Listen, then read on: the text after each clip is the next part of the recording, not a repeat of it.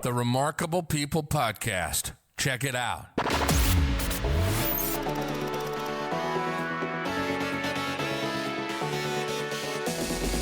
The Remarkable People Podcast. Listen, do, repeat. For life.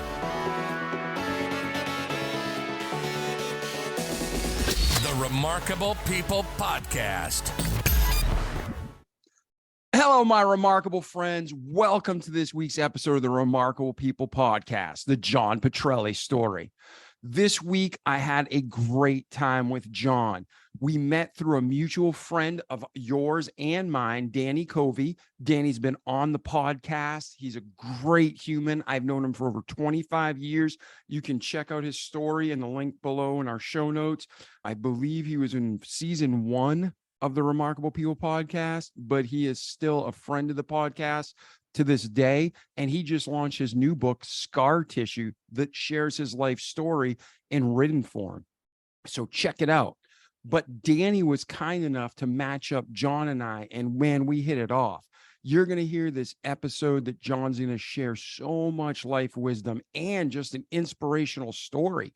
He talks about how he should have been in jail. He should have died, how he almost killed the guy with a kick to the head, but how God allowed him to get to California and have a new start where he met people. He was at the right places at the right time. He ended up becoming a famous personal trainer. He ended up being modeling on billboards with actresses and models like Giselle. He ended up being friends with world famous actors and comedians that you're about to hear.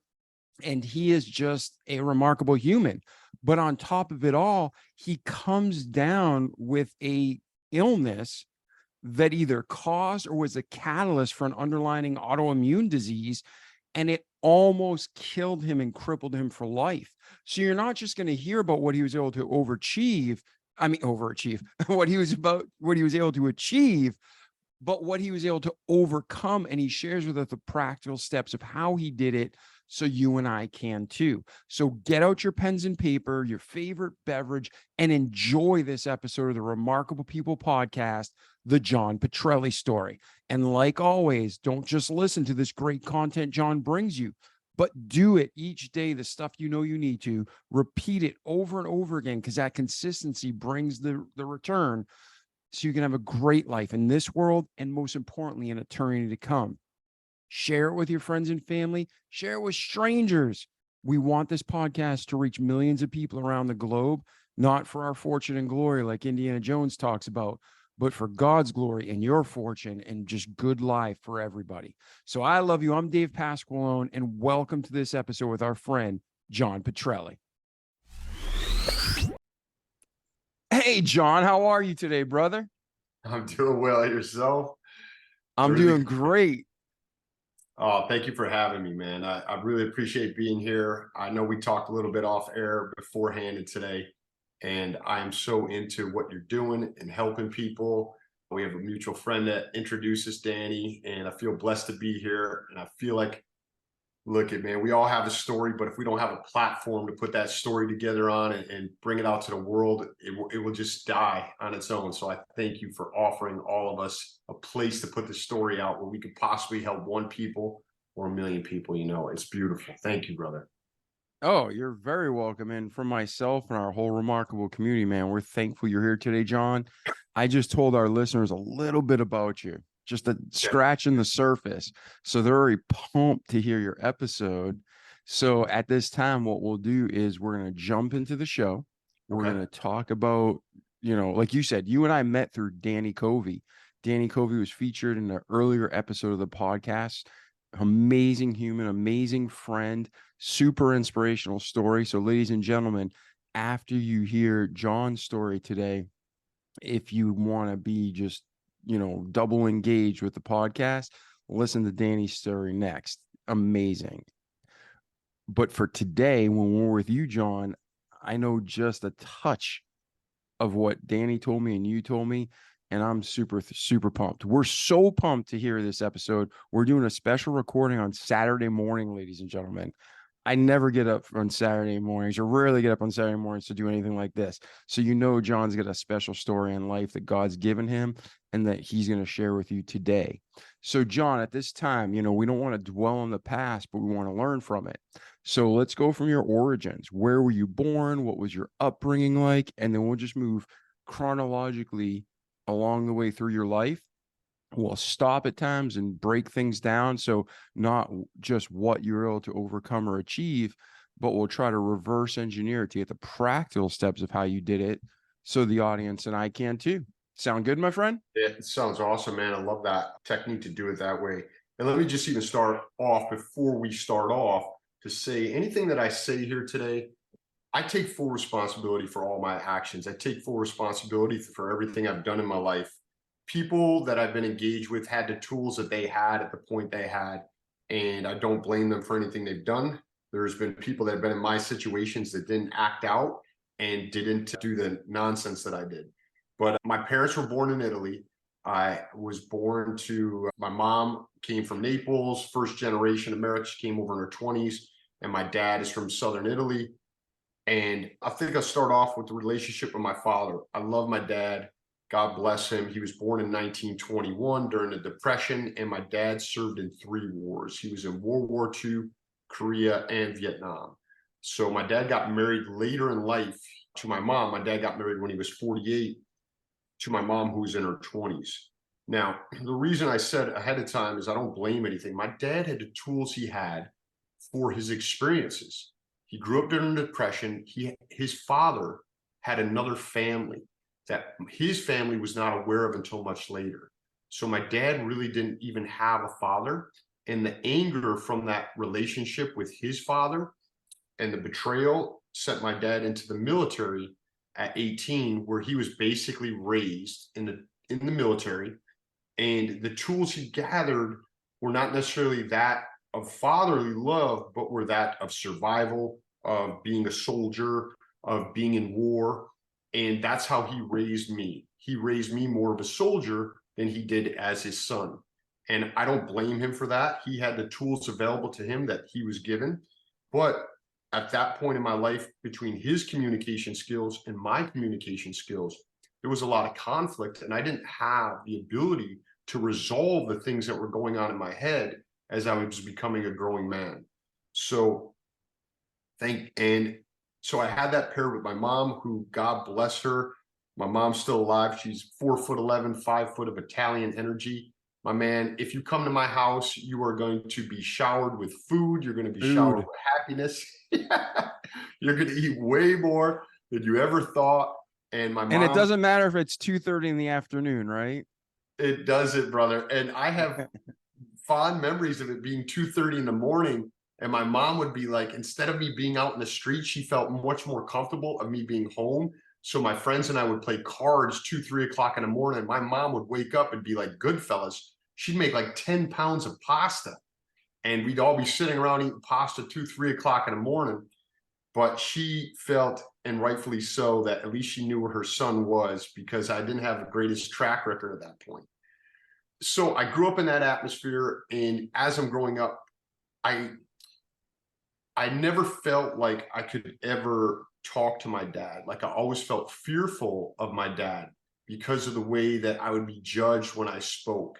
So I always felt in fear of my dad, and it was very difficult for me to ever express myself. I was afraid to fail, to communicate.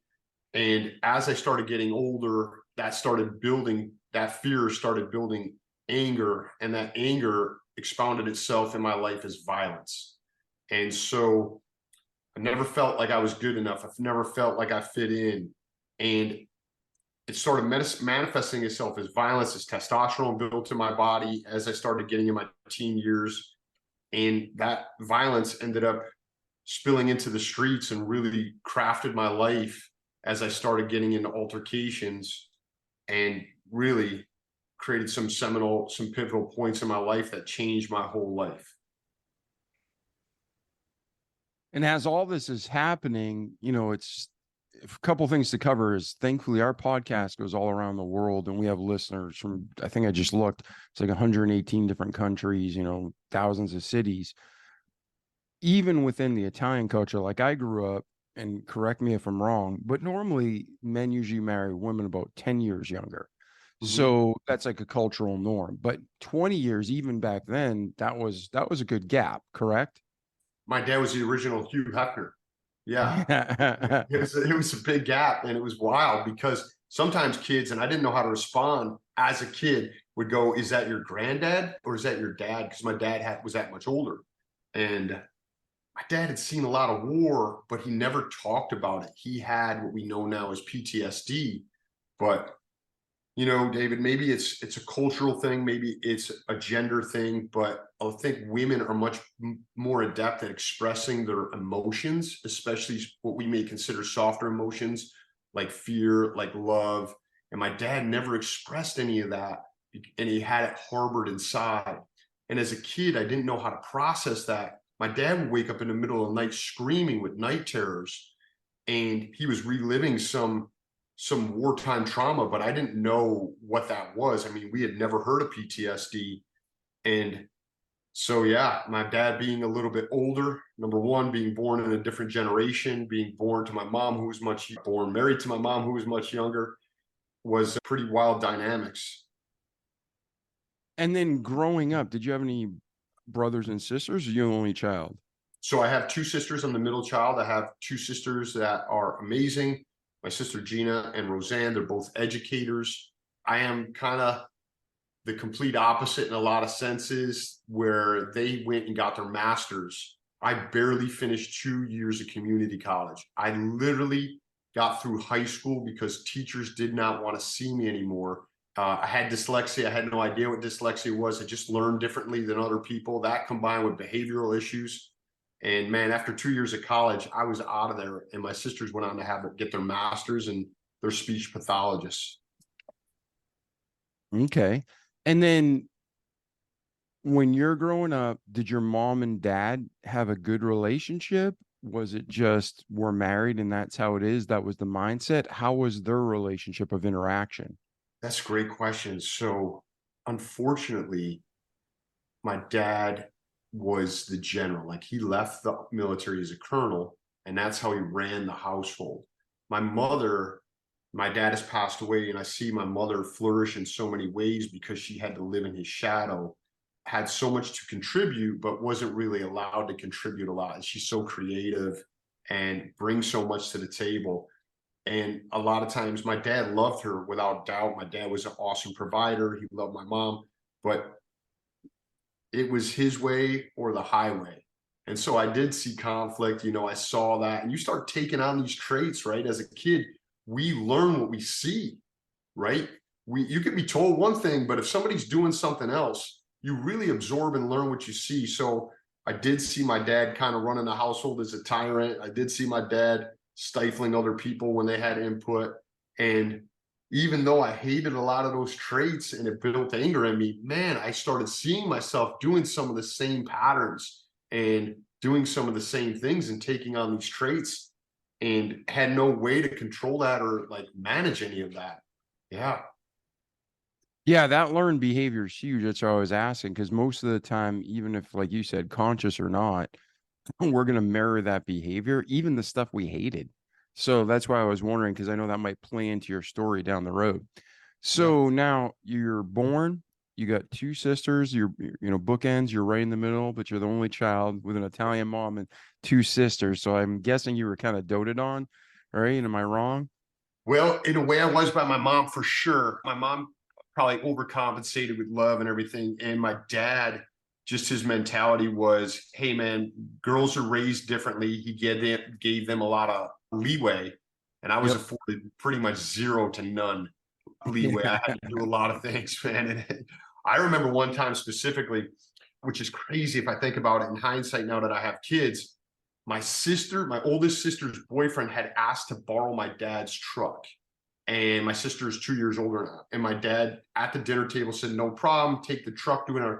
And I had asked to borrow my dad's truck a million times, and I was never allowed.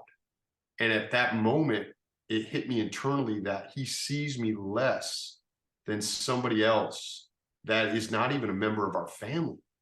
and it hurt me, and I never couldn't say anything about it or anything, but these things started compiling to me, right? I'm like, why would he look down on me so much that I can't even borrow the truck to go fishing or take the truck out?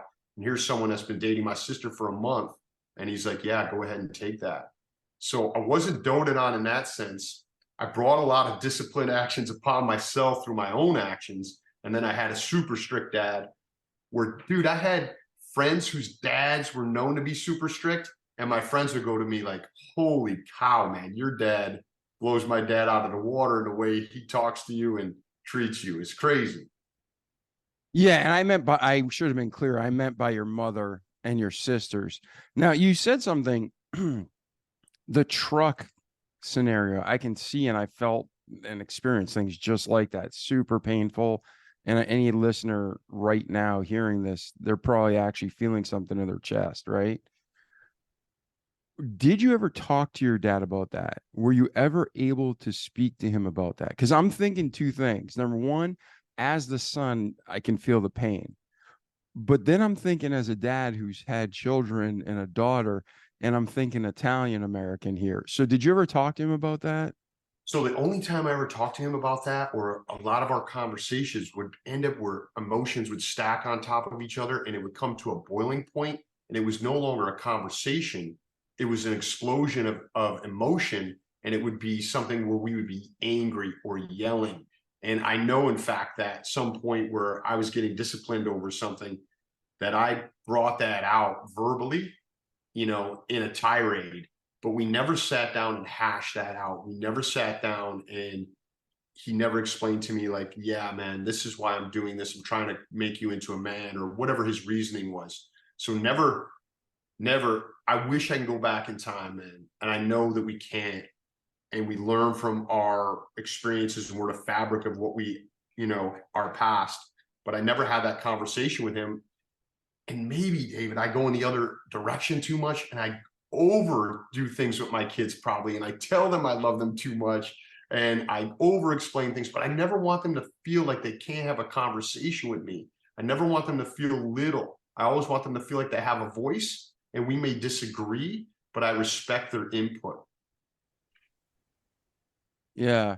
Well, one thing is, this is like, could be absolutely wrong, but thinking like a dad with a daughter, especially with that Italian American mentality, I'm thinking like, yeah, I'll be a nice guy. You can borrow my truck. But then I'm thinking, now if I find you and beat you, I just tell the cops I stole your truck. You stole my truck. So, I mean, I don't know if your dad was thinking like that.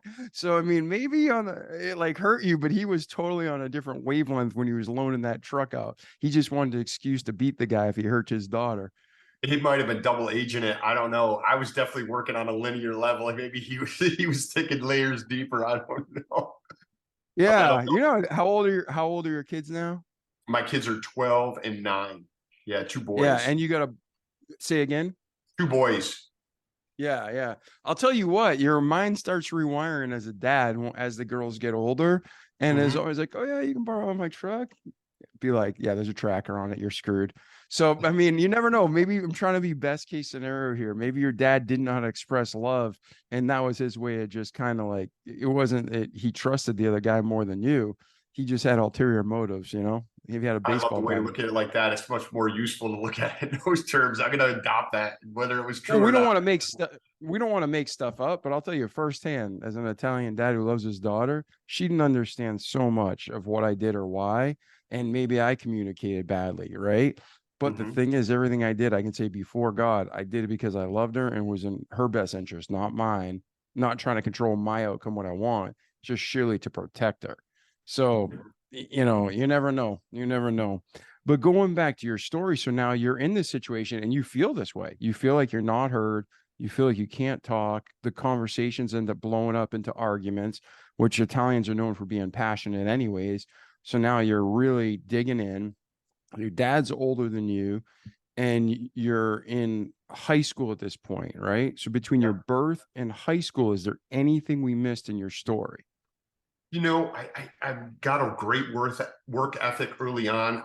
We lived in a small town, upstate New York, and people think New York, a lot of times they think city, but I worked on a farm as a kid. I never stopped working from probably the time I was 12, 10 years old, cutting lawns, delivering newspapers. I worked on a horse farm, shoveling horse manure, baling hay. And that for me built an insane work ethic. Like I always know that I can turn back and grind harder if I need to. And I look at those moments like working, I always go back to working in hay and doing that. There was a feeling of accomplishment I got, and it went far beyond the $5 an hour I was receiving. You would start at the beginning of the day in the dark and you'd be baling hay and filling up truckloads of hay. And at the end of the day, man, you looked at the silo or you looked at the barn and you had a fulfillment of going, all right, we just filled 25% of that whole thing. And it gave me a sense of accomplishment. And so it built an amazing work ethic. And I was decent in sports early on. And I'm now, as a parent, I'm so involved in my kids' sports and their lives, maybe to a point of fault. But I look back and I think a thing that started building resentment and anger in me too as a child is my father. I can't ever remember him coming to one sporting event I ever had. And I'd always be looking and hoping he would show up. Like as the game went on, I was a leading scorer in soccer in 8th grade and we won the title. And my parents never made it to one game. So I never got that appreciation. I never got that satisfaction of them going, great job, or we've come to be involved in your life. I don't blame them for that. My mom was still working. She had a little grocery store and a pizzeria. I don't know what my dad's reasoning was. He never explained that to me. But I also remember specifically one time in my mom's pizzeria, kids asked my dad if he can come to their football game, and he went to their football game.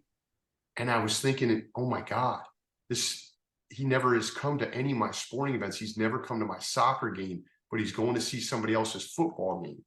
And so once again, I couldn't verbalize it. I didn't have the capacity, and that just starts building up. And then as I go from middle school to getting into high school, I lose direction. I lose like that whole sporting thing I had. I lose my drive. And that drive that had gone into athletics started going into the wrong areas. And I felt like where I was receiving success in athletics, now I didn't have that fulfillment in my life. I didn't have great grades. I didn't have great home life with my father, my relationship. And so looking back, I understand this, but at the time I didn't know. And I just started harboring anger, harboring like I was never good enough. I was a small kid, David, at freshman year in high school. I was 4'11". 4'11". All these kids had gone through puberty, and I came back and I'm like, what happened to everybody?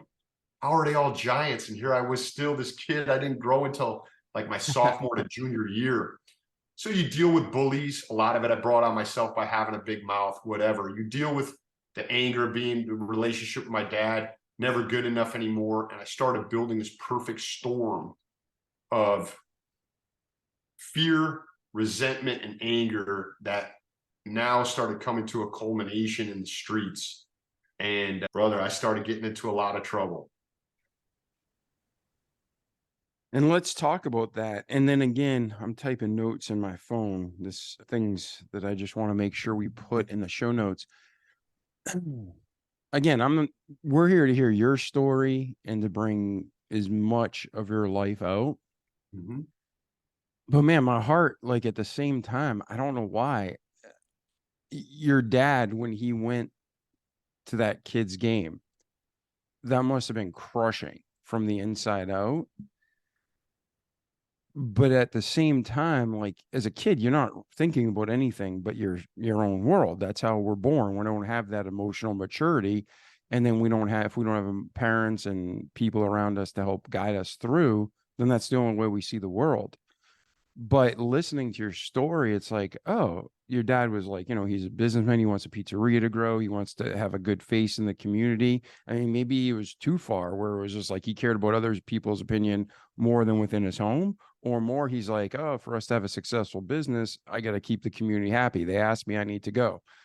Do you think it was that's the only reason he went, just to keep the community happy? I never thought about that. That's a great way to put a different light on it. I have to give that some thought and perspective. I never thought about it in that way. And you are very selfish as a child, right? You're all about what is me and whatnot. So in those moments, I never thought about that. As an adult, I never thought about that. I just think my dad maybe didn't have as much awareness. And I try to be so sympathetic because I go, man, here's someone that went into war at 18 and never could ever verbalize to us what he saw. And I can only imagine my dad's later years when my dad ended up passing away of cancer. He opened up in like his last couple of years of life, and he showed me photo albums of stuff that was documented, and me looking at it, not having the smell of what dead bodies are, not being there, viscerally seeing this. It was horrific. I saw pictures of documentations of bodies piled on top, hundreds of bodies piled on top of each other, where they were being pushed with a bulldozer, and there was farm animals mixed in there, and that burned into my head. And I'm like, this guy is trying to process all of this. They didn't have counselors in the military back then. You probably couldn't turn to your next guy and go and explain how that hurt you or how you had to kill somebody. So I'm like, how did he process all that, and now has to shift gears, get married at 48, have kids, and lose all of that, what he experienced, and now be a tender, loving dad.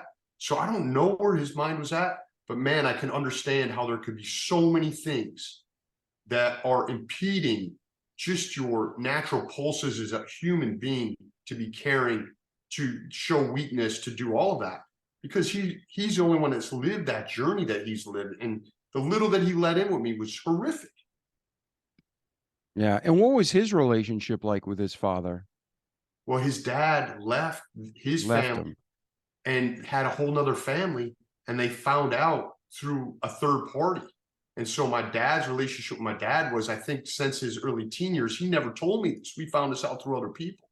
My grandfather had a whole nother family and had kids that ended up getting arrested, and my dad ended up helping them work their way through halfway houses and stuff. So his relationship with his dad, I think, was not great. And, he turned to supporting his mom through his military paycheck. So, we are the product of what we see, learn, our environment. Yeah. And this is your story, and I mean it. There's just something in my heart. Like, I want to say this stuff that hopefully it's helping you and our listeners around the world. Well, like we talked about generational learning and learned behavior. Your dad wasn't given the right tools, and then he grew up and he's raising you, and we're going to get into your story, how the tools you were lacking brings you to today, right? But then you were blessed and you learned them and grew. You made that conscious decision to change. But back then, man, even today still, for men, we live in a snowflake world, man, and all these people are so weak and so complaining and so making excuses, and women are like men and men are like women. It's so friggin' screwed up. But if a man does start sharing his emotions, sometimes it's like, what's wrong with you? Just toughen up, Mm-hmm. Like, I actually overheard people the other day, the brothers, like, I don't know these people. I know it's actually a business contact, and I was listening to him and his friend talk about the friend's brother, right? And like, I don't know what the hell's wrong with him. Why doesn't he just snap out of it? And it's a gentleman who went to war. He's depressed and suicidal. And they're just like, what the hell's wrong with him? So even today, in 2023, people are still so insensitive about the stuff that's real. Right. But then if you call somebody, hey, you're an idiot. Oh, that's offensive. You know what I mean? You use the wrong word, and that's like morally offensive. But yet someone like you, like your father, he sees these horrific things. Everyone's like, just walk it off. So right. When it comes to your dad and the stuff you're saying, I can actually understand a lot of it. Like, I love my family and I want to do everything I can to help them, but he didn't know how to express it.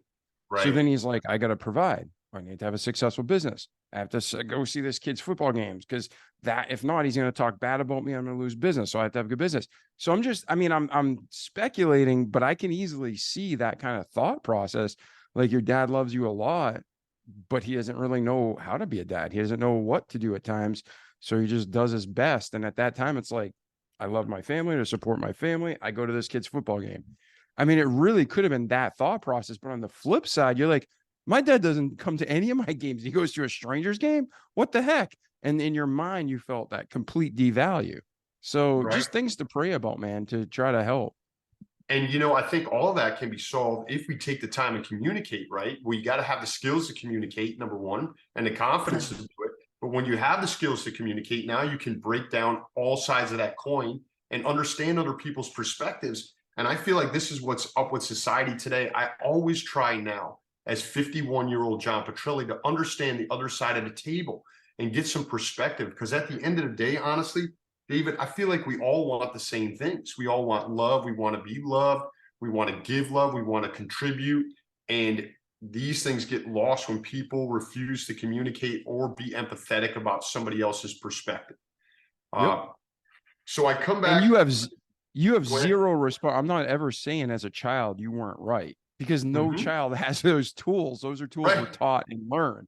Right. But your dad was just denied that learning too. So it's great that you have now and you're teaching people. So bring us in your story, John. Like, so now you're in high school. I'm in high school. I have a growth spurt. It's a freak of nature. My dad's only 5'8". My mom's 5 foot max. I go to 6 foot. I had all these years of being bullied on and everything. And I had this anger building. So now I start hitting the weight room and I'm like, part of me is like, man, I'm going to get revenge on these people that picked on me. Part of me is coming into my own with testosterone. Part of it's just stupid, you know, choices. And I start getting into confrontations in the street physical fights. And what happens is crazy, because now I start getting an identity of being someone that is known for fighting, that is known for being tough. And that brings me love and it brings me satisfaction. And it's something that I've been missing. And now I start feeding upon that. So when I see people giving me accolades for, even if I lost a fight, of being physical, it makes me want to do that again. And I get into this vicious cycle where every weekend with my friends, we are getting into some type of fight. We're getting into a confrontation. Sometimes we don't even know what it's about. Somebody is like, hey, can you help us out? And because I'm now building this identity and receiving love from that identity, it's a self-fulfilling prophecy, man. Here I am in the streets. People are getting injured. We have to go to court. Someone's got hurt. And it all leads to this culmination. And there are many, many incidents, and I'm living in violence all the time, to the point where in my stomach, in the pit of my soul, brother, I have butterflies and anxiety all the time, because I know in my heart what I should be doing, and I know what my actions are, and they don't correlate. I got into martial arts when I was 12 years old. We're supposed to be honorable. We're supposed to know how to protect other people. We're supposed to be righteous. And here I am getting in fights and now training to be someone that's good. And I have this turmoil in my stomach. I also get love from my friends for being in here. I get identity. And it all culminates through many, many confrontations and ridiculousness. But after my senior year, when we all get out of school, I grew up, the town I'm in is Utica, New York. And they have a thing called Fireworks Over Utica. And it's right after we got out of school. And there's hundreds of people in the street. There's a firework display. And at that time, there was a thing going on, which was horrible. It was called wilding, where kids would just mob and attack innocent people for no reason. If you Google that, you can look. It happened in the 90s, wilding. It was maybe a New York thing. And I never did that. But this was like the pulse of the area and the energy. And so we go to this thing, Fireworks Over Utica. We're supposed to go and get drunk after. Everybody's getting ready to go to college. My friends have much better choices than I do. I'm going to the only 2-year college that will accept me. And we get into a confrontation in the parking lot, a gas station parking lot. And I make a pivotal choice in my life that changes the trajectory of my life for the rest of my life.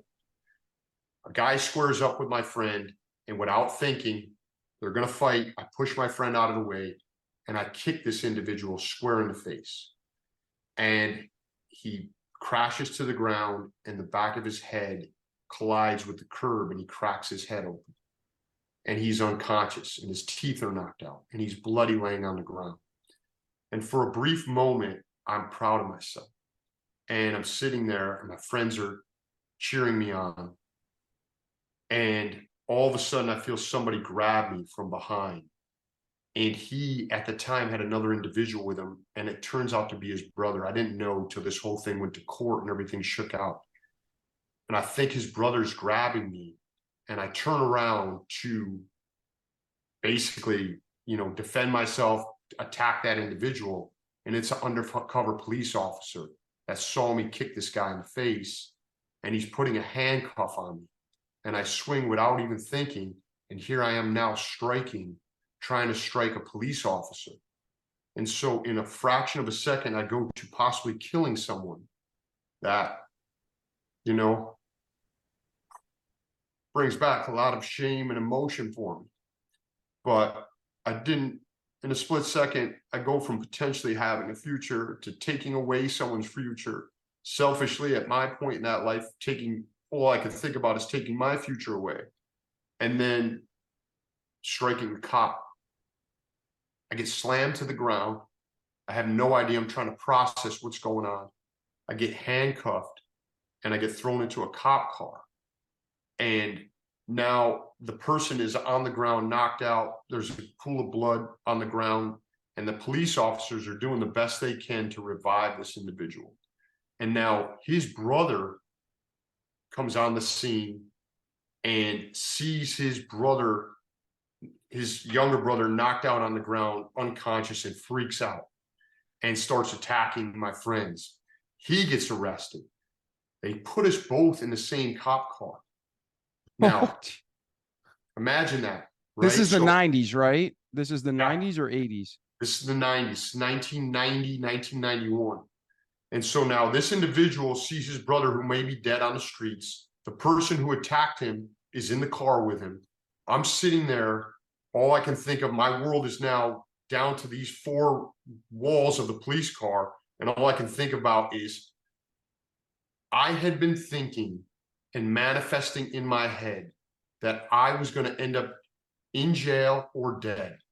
And I had been processing that for the last several years with all this anger and these fights. And now what I had been thinking in my head is coming to fruition right in front of me.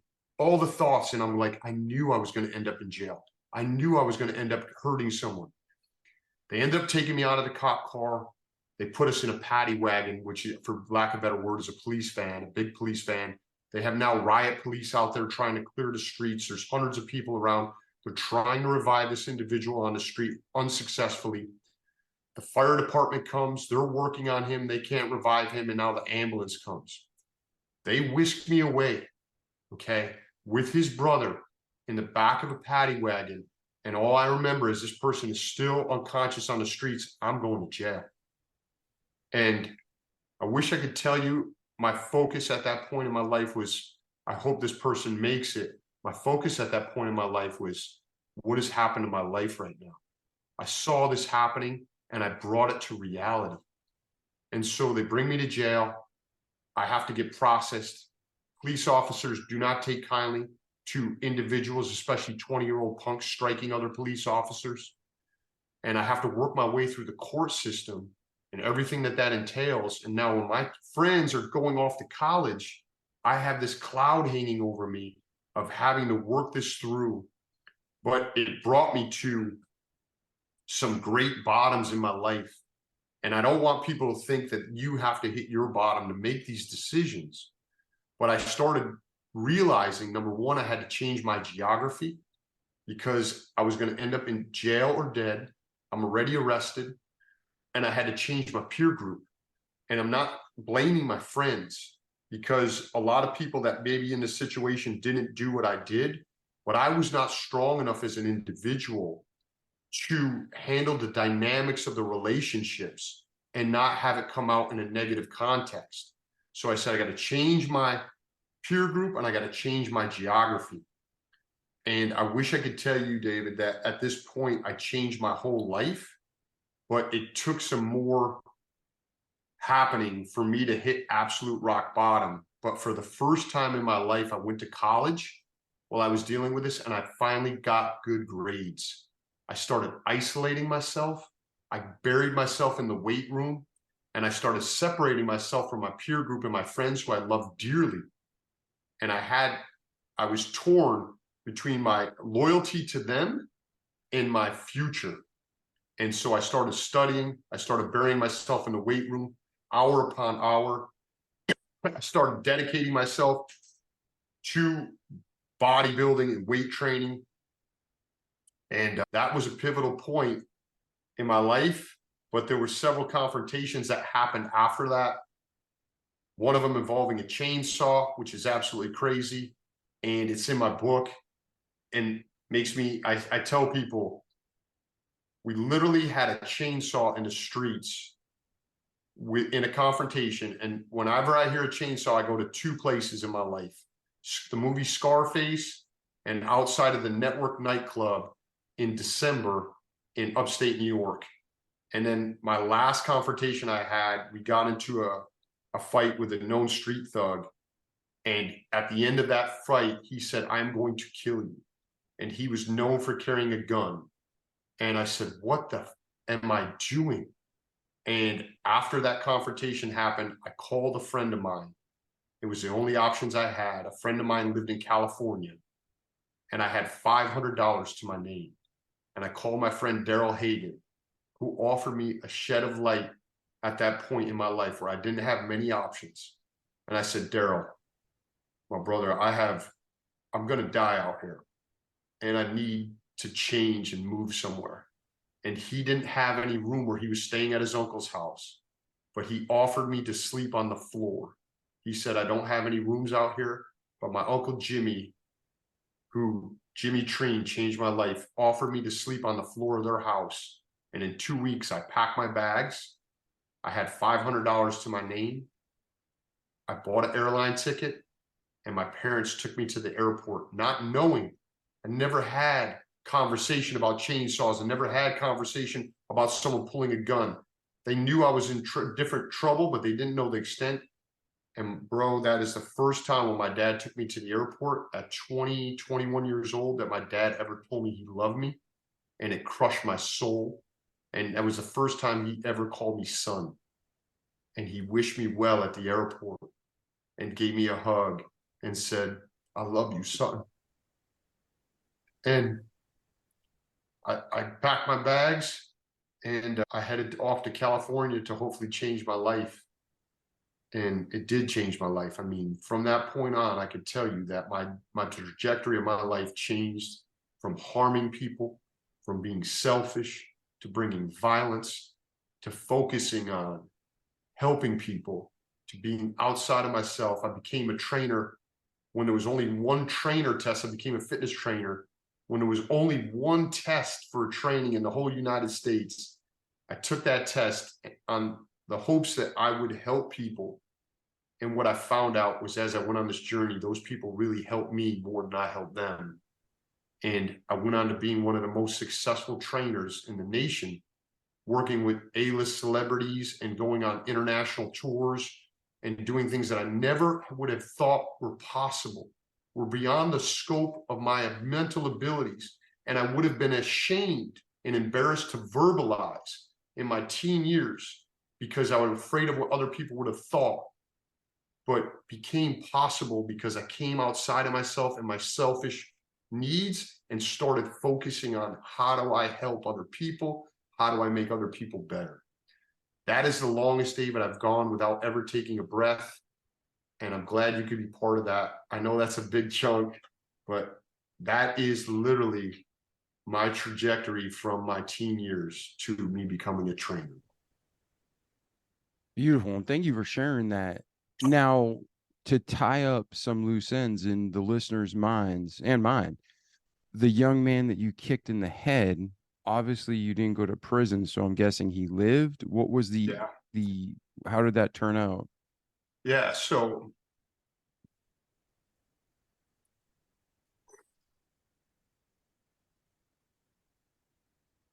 when I think about, we all have a history and we all have our reasons for doing or not doing something. And let me just say that after, as an adult, when I did investigation of who these guys really were, they had way more excuse to act inappropriately than I did. They grew up in abusive households. They had addiction in their family.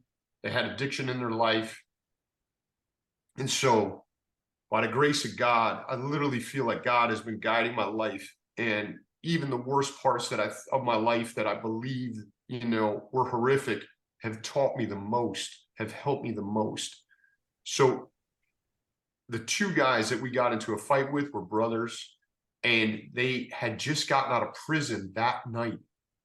They got out of jail and prison that night, and we ran into them.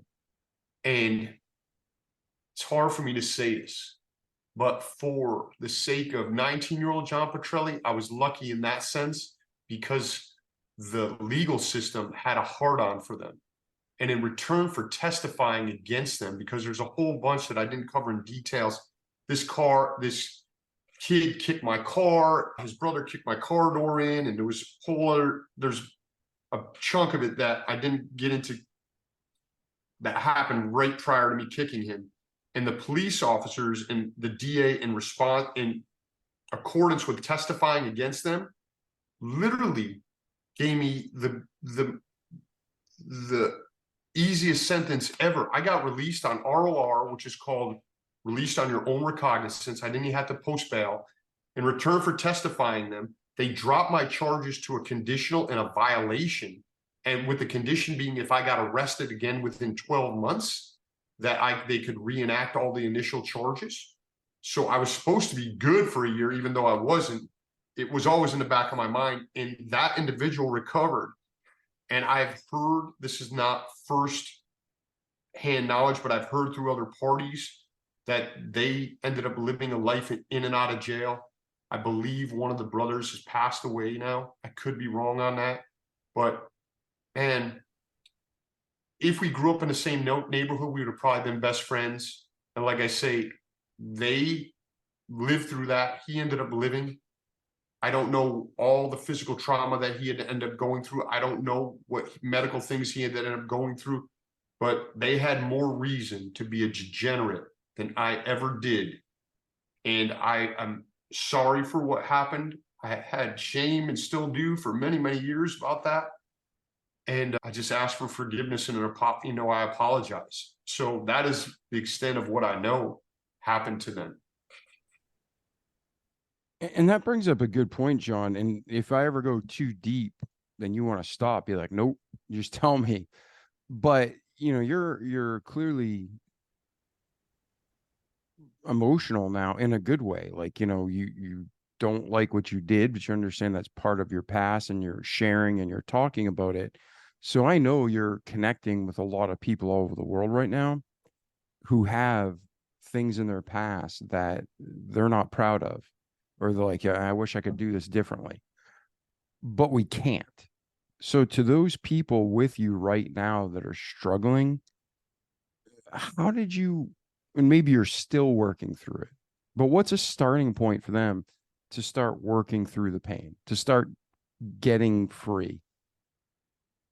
For me, and it took many years, but I can say this now, is listen, I had given those guys, and this may seem so egotistical, but I had given them forgiveness many, many years ago for what they had done and their part in it. And obviously, but I had to be as kind to myself and give myself forgiveness. Sometimes we are kinder to other people than we are to ourselves. And there's still obviously grains of shame in there. But I've come to realize through my journey that I can help other people that may be in a similar situation, to know that you are not defined by one moment in your life. You are not defined by your failures, and you're not defined by your successes. When we look back at my life, I hope that people can look at the scope of my life and go, yes, here's an individual that made some mistakes. Yes, here's an individual that made some bad choices. But at the end of that, they grew from those choices, and they made a better place. They made a society better. They became a better person.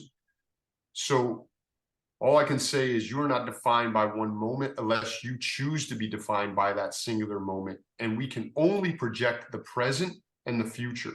So I've learned so much from that. and I share it with you here and my healing, but also hopefully in the helps of helping someone else work through their healing process. Thank you. That was excellent. And ladies and gentlemen, in the show notes, we always have our contact info, our guest contact info. If John has a new book, which we'll talk about at the end, but continue the conversation, whether it's with John or whether it's with a counselor or whether, someone to help you. Reach out to us. We'll try to help you connect if you need help, because letting go and getting past that just guilt and shame, God brings conviction.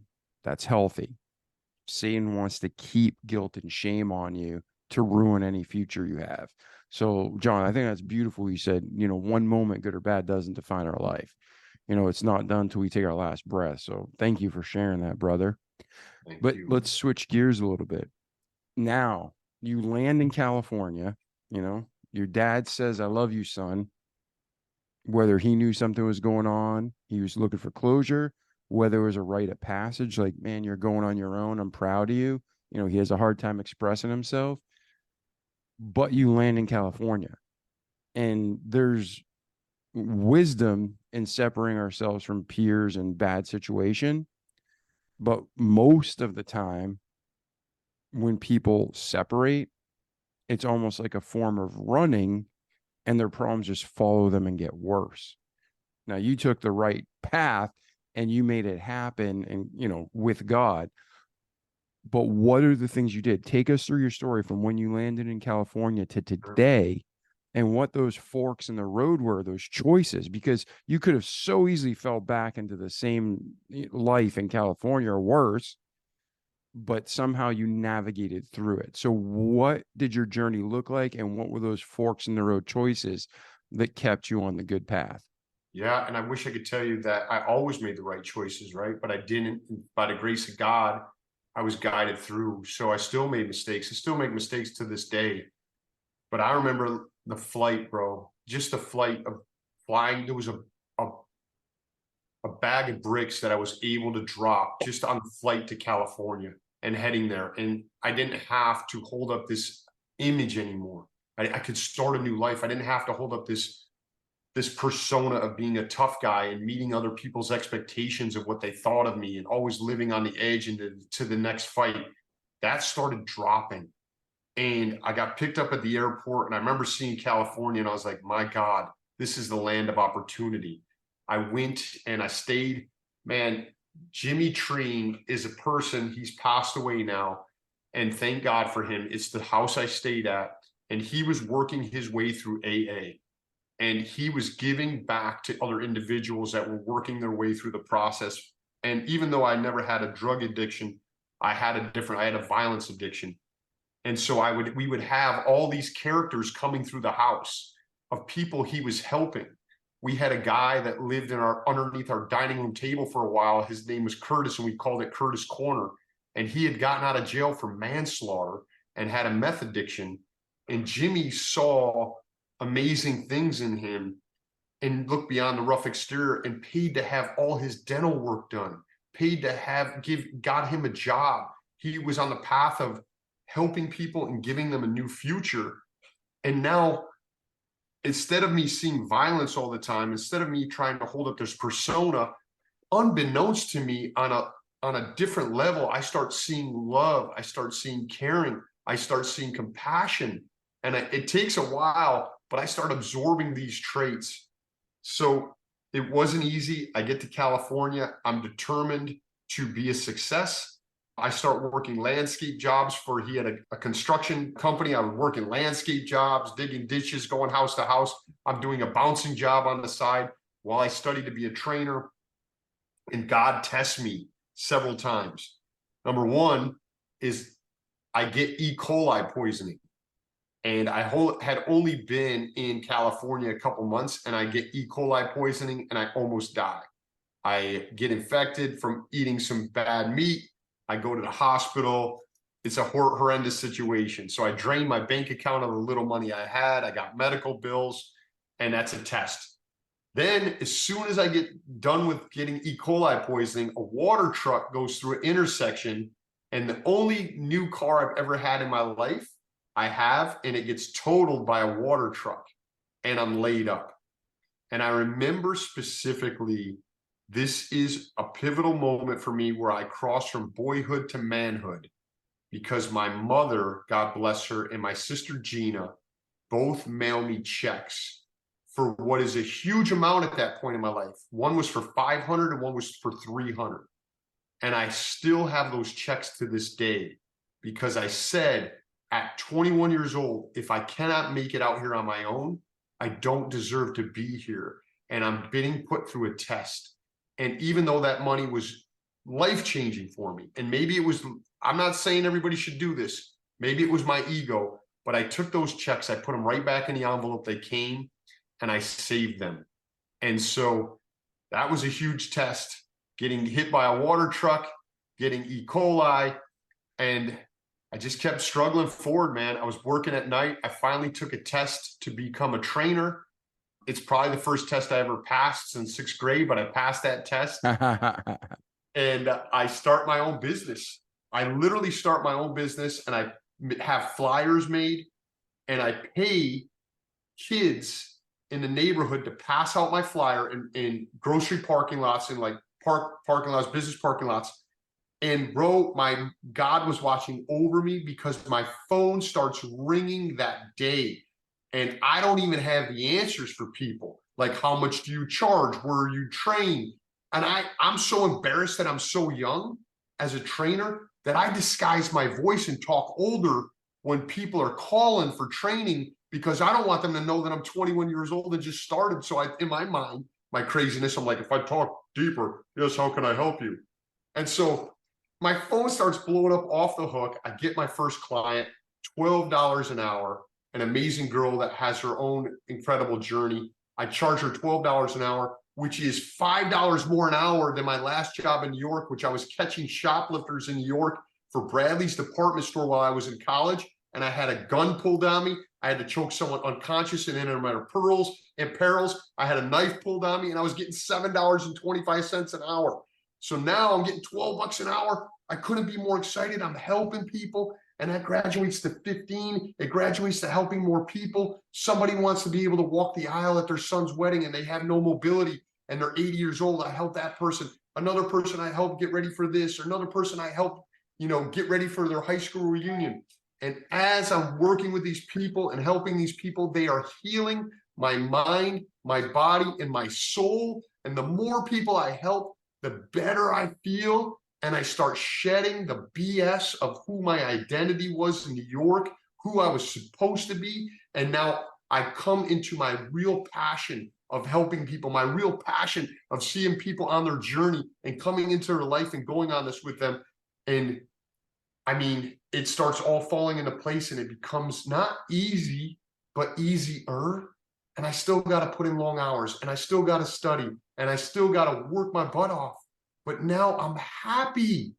I'm working in a capacity where I'm happy, and that becomes infectious, and it becomes contagious. And now the people in my life that are coming into my life, either through work or new friendship or business, whatever it is, are happier. And they have things to offer that I didn't have before. And I now have something to offer in return. And now you start becoming what you surround yourself with. And I start becoming from this adolescent, violent individual to a man that is focused on really listening to what people's needs are, trying to solve the equation and craft a way to get them to their goals and to make them healthier. And that's my path, brother. For me, going into training, it's crazy. There's a million details in there, but I go from that $12 an hour first client to working on movie sets and getting asked to travel internationally. And it's bananas. But I literally tell people, and hopefully we'll cover this, that if I can do that as an 18-year-old, 20-year-old degenerate with dyslexia and problems with the legal system and all these problems, imagine what you can do as an individual. Imagine the greatness you can achieve. Imagine what you can do to help other people and the people's lives you can affect with positivity. If I can do that, you can clearly do more. Well said. enthusiasm breeds enthusiasm, love breeds love, negativity breeds negativity, but hope breeds hope. So very true, John. Yeah, So brother. let me, before we transition into today, I mean, that's amazing how God had you on that journey and how you were putting the work in. But going back to when you were in California, Mm-hmm. two things. Number one, you said the gentleman you were staying with was in AA. Mm-hmm. And I've been through, I'm not this, hold on, how do I say this? I'm not saying this like, oh, I got a degree, but I got a degree. I got a master's degree. And part of the master's degree is we had to go to a bunch of different classes and group meetings to understand them. And man, I went through about 8 weeks of AA meetings and they were fantastic. And because, growing up, you heard some people say AA is fantastic. Some people say, oh, AA is terrible. You have people who either for it or against it. But I went through like 8 weeks of the program only, and it was great. I mean, I thought it was excellent content that everybody can use. You may not be addicted to alcohol, you may not be addicted to drugs, but we all have vices, and it's the same principles for everything. So I thought AA was a fantastic program. But when you were living with that gentleman and he knew you had a history of violence, did you say you became a bouncer in California? I did. I worked when I first got there. I got a job on weekends being a bouncer. Yeah, that's where I met my Yeah. wife. Okay, so that like blows my mind. That's like it's like saying if I'm an alcoholic, go be a bartender. Like how the hell did you get through that safely and not get re-addicted? Yeah, I have. It's crazy, man. This is Hmm. maybe some people don't understand this. For me, there is a level of comfort in physical contact, in physical confrontation that is so true. You have to be present. If you've ever done jujitsu or boxing or whatever, that you have to be present. You got to be here. You got to be now. And for me, the moments preceding it were the anxiety. Like, are we going to do this? Am I going to get into this fight? What's going to go on here? And the release valve was actually the confrontation. That I can handle, win, lose, or draw, I can handle, but it was the stuff preceding that. So I felt, I'm still in this mindset of I haven't shed young John Petrelli yet. I need to make a living. I feel very comfortable being in a physical confrontation. And how do I get, monetary compensation for that? How can I make a possible living? But I gave myself a timeline. I said, I can do this while I'm studying to be a trainer, and I will give this 6 months max. And I knew there was an end game to it. So I utilized some of my stuff in the past.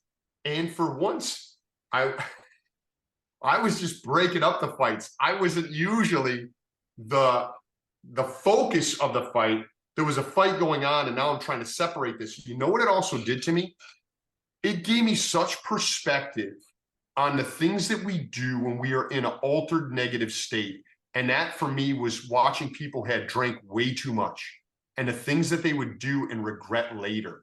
And I can see shades of myself in the past if I would drink and go out and do shit or, and I'd be embarrassed about.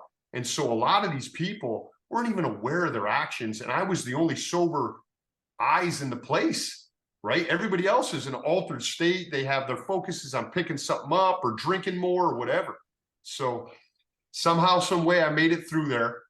And I gave myself 6 months. I think I got out of there before 6 months. And it also stamped the fact that that was something I didn't want to do anymore. It put a finishing stamp on that to be like, man, I don't want to be in bars. I don't want to be around people that are acting crazy. I don't want to be in this.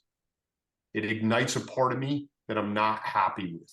And so it was my final, no one's ever asked me that. It was my final time. It's a great question. Well, yeah, because there's so many people listening to this podcast and they're trying to get out of this situation. And in my mind, that's like, I would never give that advice. Yeah, go be a bouncer at a club, I mean, I would never give advice. Like even thinking now, if you separate yourself and you're just talking to a 20-year-old kid, he's on parole, he's got a history of violence, he's trying to start a new life, would you ever advise him to get a job as a bouncer? Hell no. Exactly. So that's why it's a miracle that it worked for you. Yeah. But my mind is trying to process. And what you said is true. You saw the light. You saw, wow, that's dark. I can't believe I acted like that asshole. You saw these things, but what made you the one out of the 100 that didn't fall back into it? What made you that one? Like in your mind, you made a decision that I'm only going to do it for this long. I don't want this anymore. And it's a means to a different end. What in your mind, in your heart, what did God put in your life that kept you on that straight and narrow? Because John, you and I know most people who went back to that situation, they're just going to go right back to a worse situation. So Right. How did you navigate and come out different? Yes. So I never forgot the feeling of what it was like to be ashamed. I never forgot what it was like when I look in the mirror and not like myself or who I am. I never forgot all the nonsense and violence I had done. And I didn't ever want to go back to that. That's how I had a memory of that. So maybe that shame that I carried helped me through that. And God wasn't ready for me to dump that right there and just go, hey man, here's a reminder. I hadn't thought about this, but I had a thing happen to me in like my first week of bouncing. There was a Native American tribe that was in the town that I went to, Temecula. It's called the Pachanga Indians. And I'd never been around Native American people, let alone having a tribe right there. And there were two guys that was the first fight I broke up were both Native American guys. And once I broke them up, right, they were absolutely inebriated. And I said to him, listen, why are you guys fighting each other? Think about this. There are such a small population of Native Americans left, and you guys are fighting each other. Does this not seem crazy to you?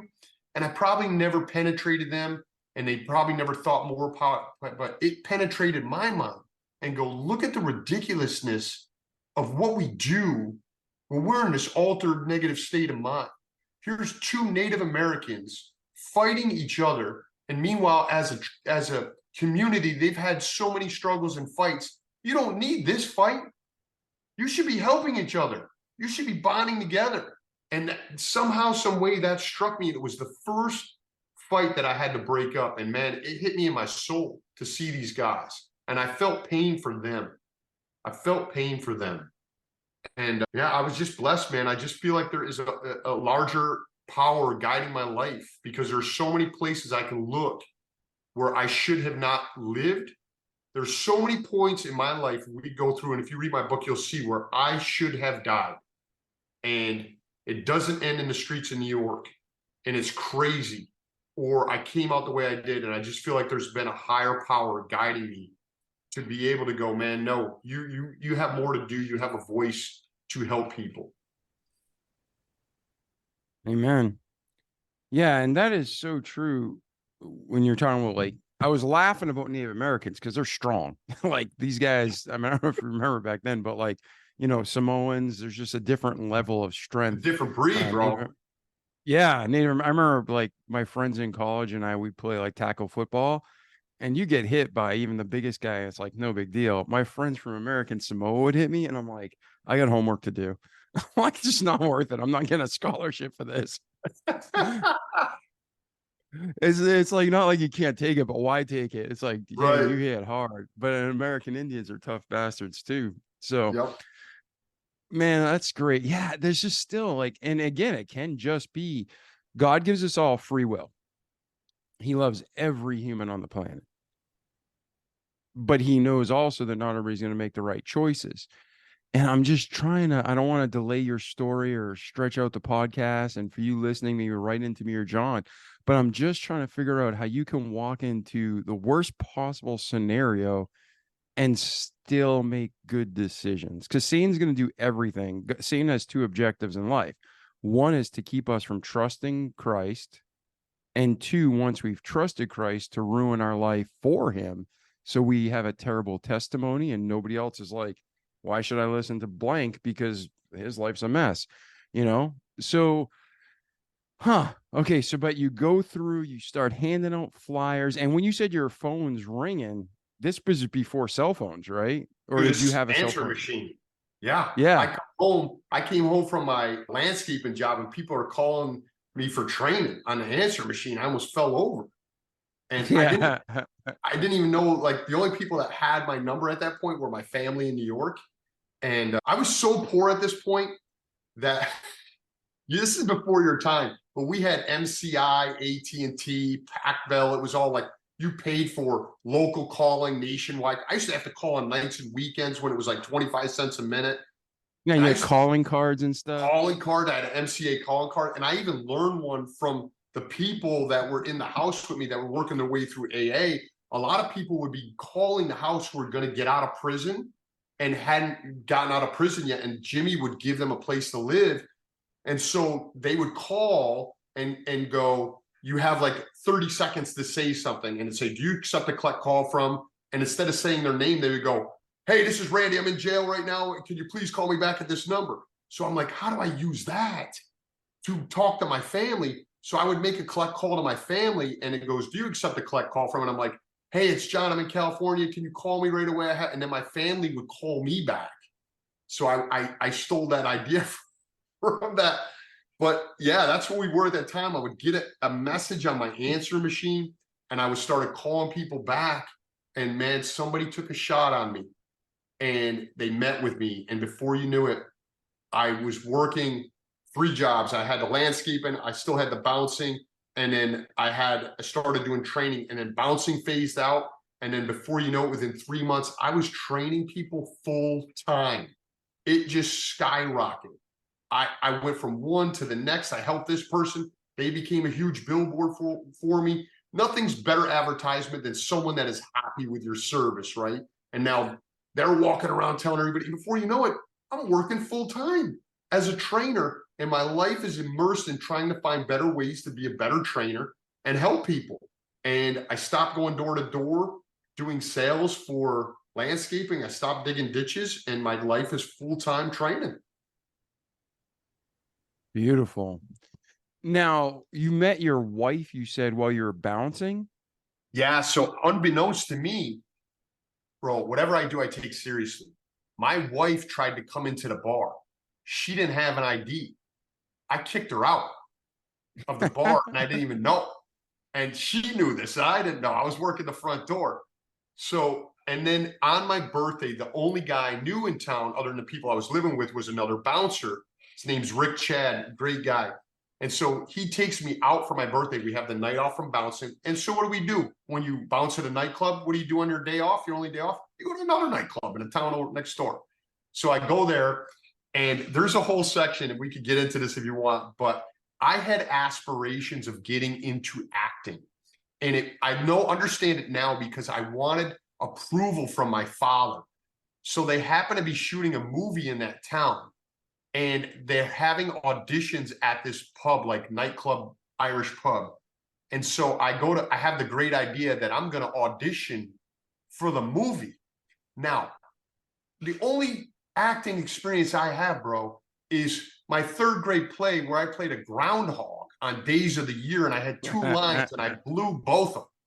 So I go and I audition for this thing, and one of my favorite movies of all time that I know every line to is the movie The Last Dragon.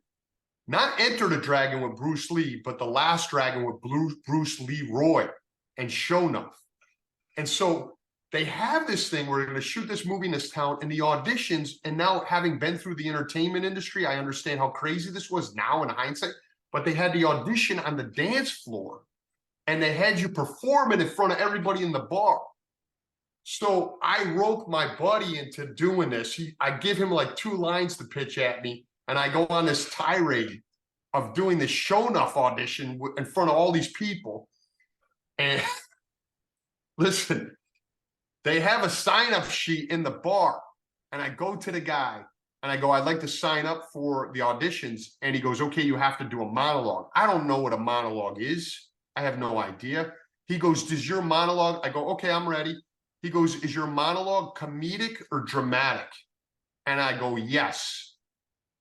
And he goes, which one is it? And I don't even have an answer. I go, both. And he goes, okay. So he puts me on the sheet. I get to see these couple people auditioning beforehand. I got like 10 minutes to get my mind right. And I go up there and perform this scene from The Last Dragon, this pivotal scene with Shonuff. And either my half of psychotic ability and whatever, but my wife sees this and somehow is swept off her feet. And she's in that nightclub and comes over to talk to me after. And that's where I meet my wife. In fact, she had a friend that was way too aggressive and was into me, put her hand in my back pocket of my jean. And I told my one buddy I know, I go, you got to run some interference because I would like to talk to this other girl. And this girl has got to get out of my face. And that's where I met my wife. So maybe I went to the club to bounce because I was going to have a night off. And that's how I meet my wife. I don't know, bro. But that's how I end up meeting my wife. And it actually sets me on a journey where I get into down the road. I start studying acting in addition to being a trainer. And I go to Hollywood to train, and I put my hat into the ring of acting and become quite successful out the gate and end up being on soap operas. I end up being on TV shows. I end up doing movies. There's a whole crazy part of my life where I'm training and acting. And it once again just goes that you can do anything literally if you put your mind to it. You want me to get into that or no? It's kind of crazy, but it's up to you, man. No, man, share it. Like anything that we can learn and grow from, absolutely. Because you go to this audition, you go out one night, you go to an audition, you meet who becomes your wife, and then you go start acting to pursue a dream you had and you never really expressed. And then while you're there, I'm guessing it's probably feeding into your coaching business too. It's like, hey, even if acting doesn't work out, I'm getting coaching jobs. And then, hey, look at this, the acting is working out. So yeah, talk about it, brother. It's crazy, right? So I had, and I never could verbalize because I didn't have the confidence. I'd always thought about getting into acting. In hindsight, I know I was trying to get my dad's approval. I'm like, if I'm on TV, there's no way. My dad might not be able to come to my soccer game, but if I'm on TV, he's got to see me on TV. But I didn't have that consciousness to think of it then. So I never verbalized to any of my friends because here's a tough guy. Why would you want to act, right? It's ridiculous. Don't talk to me about that. Maybe they wouldn't have said that, but in my head, that's what I'm saying. So now I start training people. I get very successful in training. I have full time. I start driving to San Diego after my work to study acting. And I get an acting coach and I start putting in time to learn about the craft of it, to learn about all this. And so I do 6 months, a year of training, whatever. Then I finally go and submit to agencies, and I get a small agency that will take a shot on me. And they start sending me on auditions. And listen, I am no Marlon Brando by any means, but I'm just good looking enough, physical enough, or whatever, a combination of enough things that can get me in the door, right? Just a little bit enough talent, just a little bit good looking enough, just a little bit has a physical body. And I start blowing all these auditions, and in the car on the way to the audition, I'm amazing. Like I can knock it out of the park. I'm practicing to the steering wheel. I'm practicing to the window, to people driving beside me. I'm sure think I'm schizophrenic, but I can do the 2 lines in the car for patrol officer number 2, like nobody's business. And then I get into the casting director and I shit the bed and I'm nervous and everything. But eventually, through perseverance, through training, I start landing little roles. I do 2 lines on a TV show. I start doing this modeling thing. I do 2 lines on a movie. I get into the Screen Actors Guild. So I moved from Southern California near San Diego to Hollywood to do my combination of dreams. And in the daytime, I'm doing a job I love. I love training people. I love helping people. This is amazing. I'm getting paid for it. And in the evening, I'm studying acting. So I moved to Hollywood. I get an agent that takes a shot on me out there. They submit my photos. Back in the day, they used to pass photos out. They had a courier that would bring it to the studio. A casting director would put out a notification. I'm looking for an Italian guy for mobster scene number 3. And they would get 1,000 pictures and they would whittle it down, call 100 people in. Then they would have an audition and then narrow it down to 10 and they go see producers. And then you're 1 out of 1,000, you make it. So in my mind, I go, how do I become an asset to my agency? And I offer them to deliver all their packages for free. I said, I'm going to take your courier costs out. I know my picture is in that packet. I'm going to go deliver that and all the other packets you have. And so now I start getting on the backlots of Paramount. I start getting on all the movie studios and I start learning what's going on. I'm watching. This is before 9/11, where all you needed was a courier shirt to get through the gate. And so now I start learning. I get asked to do auditions on the spot because they're casting someone that looks just like me. I go in dressed as the part and I start getting parts. I get on Days of Our Lives. That's where I meet Sebastian Maniscalco, who ends up being a dear friend of mine for 20 years. He's one of the biggest comedians, A-list actor in the world right now. We meet on Days of Our Lives. I start doing all the different soap operas, and I get to a point where I have a good amount of success, but I never was passionate about it like I thought I would be. I never got fulfillment like I did from helping people. I was the Dolce & Gabbana guy with Giselle. They hired me. I was international on every billboard in the nation. You look at it, you see, you go, oh, that guy, yeah, he had dark hair then, whatever. It's when I had dark hair, I was handsome, whatever. I end up doing all of that. They pay me an extraordinary amount of money to do this stuff compared to the guy that was getting $7.25 catching shoplifters. But I never got the fulfillment I got from training. I never got the satisfaction.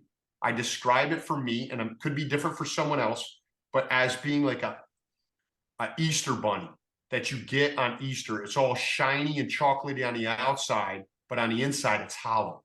And that's how it started feeling for me. I end up having kids, and I find myself in an audition, and I look around, and there's 25 guys that look just like me, and I'm like, man, I just don't have the passion for this anymore. Helping people and training is where my heart is. And right now I could be with my family, and I make a decision after several years of doing acting that I want to dedicate myself and my life to training and helping people. It's where I get the most fulfillment.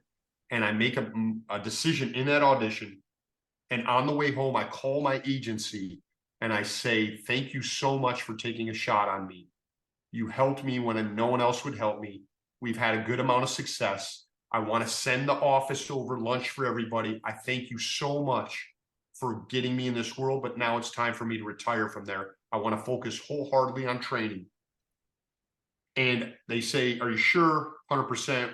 I send them over lunch. My brother, within the next week, I get a call. I'm on the 405 freeway stuck in traffic. This whole time I'm in entertainment business, I had to scratch and claw for everything I got. I get a call from a director I worked with twice. They call my agency and they offer me a part in a miniseries with no audition, guaranteed months work, shooting in San Diego, great pay. And I look up at the sky and I know God is testing me.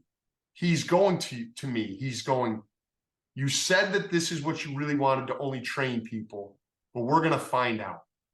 And I take in everything my agency is telling me. They're like, this is your day rate. This is how many days you're going to work. All you have to do is show up to set. And I tell them, thank you so much for the opportunity. I know this is going to be money out of your pocket, but I cannot accept this. If you had called me last week, there wouldn't have been better news. But I've made my decision and I've come to peace with it.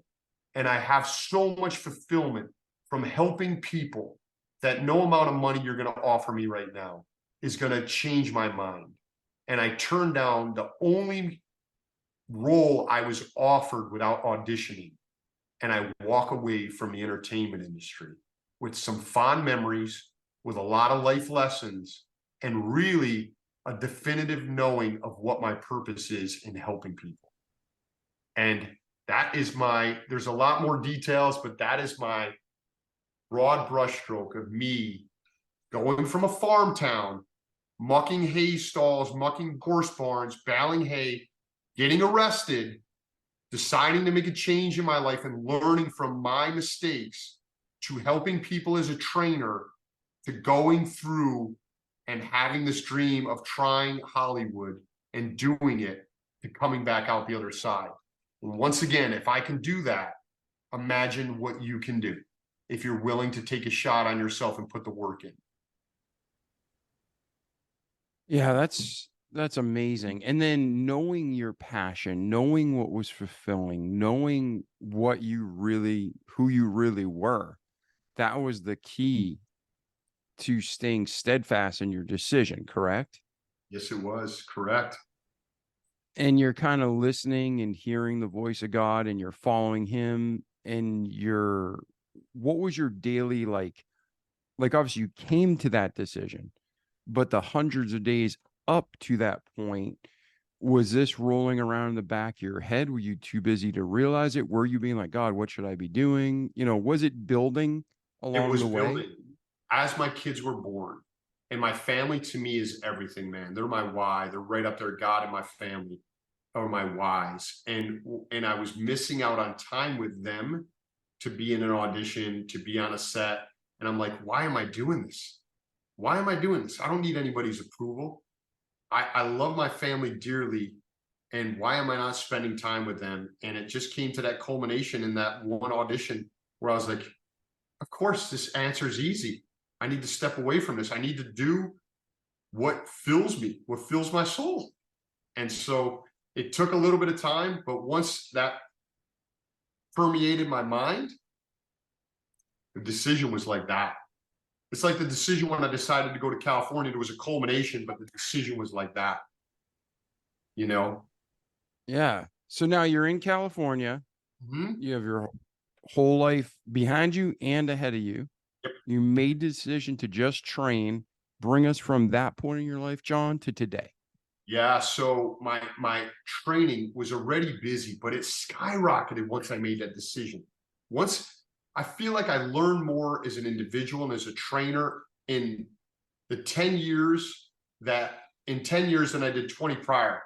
And my business skyrocketed. I teamed up with 4 other trainers. We had a facility. It was amazing. And then as family is always at the forefront of my life, I had an opportunity to move out of California. And I started seeing California go sideways for me. Whenever my family feels like they may be in danger, and I felt that way in California, as the homeless population and property crimes went up. Look, I have an absolute compassion for homeless people, but with that comes a lot of different potential violence. And I started looking at other opportunities, and I got an offer, and my wife did, to come to Austin, Texas. And we explored Austin and the outdoors and the family and the community and all that in bounds. And we came out here and we're like, we're moving to Texas. And so on our 3rd trip to Texas, we bought a house. And the same time, my buddy Sebastian Maniscalco, who had been struggling as a comedian, goes to the next level. I mean, this guy is the epitome of work ethic. He was grinding it for years. And he wanted to make me part of his team as he saw more success. I had introduced him to his wife. He got married at that point, was trying to have kids, and he asked me if I would go on tour with him. And so now if I move to Texas, although I love all my clients and my friends in California, it's a better place for my family in Texas. And all I have to do is board a plane and I can travel wherever he's traveling. And we go on tour together. And he starts selling out arenas, Madison Square Garden, Radio City Music Hall. I watch his career blossom. And I'm traveling 120, 130 flights a year, traveling around the world with him. And I do that for 2 years and have an amazing time. And then I also have the realization while I'm doing that I need to work within my community in Texas, and I need to be home for my family. And I don't want to miss their soccer games. I don't want to miss their baseball games. And when it's time to re-up on going back on tour, and I had another job offer, I'm watching one of my son's soccer games, and I said, you know what? I really appreciate the offer, but I'm going to stay home and opt for less money and watch my kids grow up and be part of that. And that's how I landed Texas. and takes me through, 2020, 2021 before I become paralyzed and come down with a rare autoimmune disorder. Man, there's so much in your story, brother. So priorities, and anybody listening, sometimes everybody wants money, but money is just a tool. Yep. And I know everybody that I've ever met, well, I wouldn't say everybody, but most people that I've met that are truly successful, they're passionate about what they do, and then the money follows because they love what they do. Yep. So, and just for our listeners too, Sebastian blew up, not just in comedy, but he's a legit actor now. I mean, he's Yeah. making movies with Al Pacino, and he's, De Niro. he's De Niro. Yeah. I mean, these are some, I think he was in The Irishman and some other major films, and he does a fantastic job. So you're remarkable. He's remarkable. Your whole group is remarkable. But when you're taking this journey, you have your God, you have your family, you have, your purpose and the training. Bring us to the part where you get sick. Did you feel it coming on? Did it come on out of the blue? What happened there? Yes. So we go back to 2020. The world gets kind of turned upside down with COVID. What's COVID? No, I'm just kidding. I'm just kidding. You want to know what's crazy? I actually had COVID last week. I got it. I didn't even know it was around anymore. A client had it. They gave it to me. And I had a different journey this time than I did last time. I kicked it in like 4 days and got over it with some pretty easy tricks that work for me. I'm not saying they can work for everybody, but work for me. So we have COVID. And if I'm guilty of something, and I'm always trying to find balance, I'm always trying to learn and be a better person, is I can get inundated and immersed in my work too much. And I'll work 10, 12, 14-hour days. And it goes back to my childhood, but I love what I do and it's easy to fall into. And I always working towards balance. So my kids get COVID. I'm teaching jujitsu to kids.